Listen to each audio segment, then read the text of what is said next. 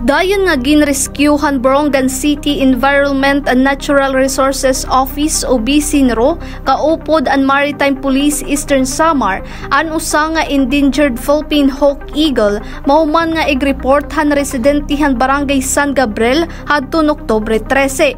Siringan buhatan nakita nan agila mahuman nga matrapa usa nga kulungan hin mga manok nga gintatag iyahan han mao nga nagreport mahuman nga magsayop hapaglugsong.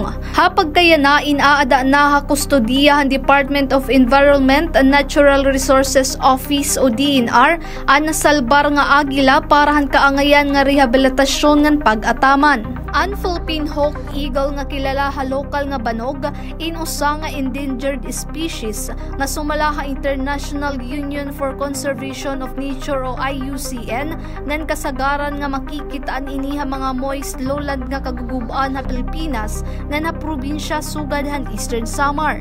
Ginaaghat ang publiko nga kung makaengkwentro ini nga species indiri ini dapat perwisyohon ngan dayon nga igsumat ha mga otoridad para han kaangayan nga disposal.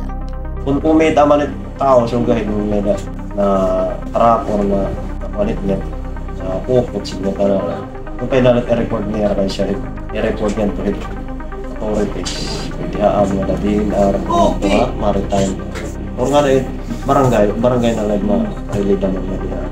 Di ka nga syudad han Borongan, Mailing Katubay, Eastern Samar News Service.